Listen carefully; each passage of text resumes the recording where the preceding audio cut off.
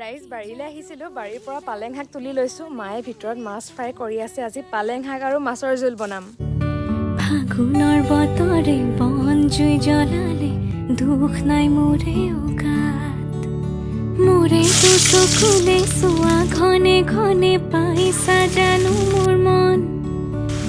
তোমাৰে নেহিৰি মনৰে বাতৰি উমানতে পালো গম।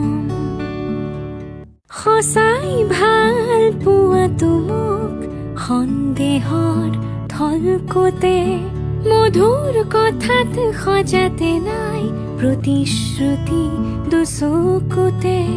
সদায় কাষতে থাকিবানে অচিনকৈ নদীতে পান ছয়তালা, এতিয়া কঁপিছে মন।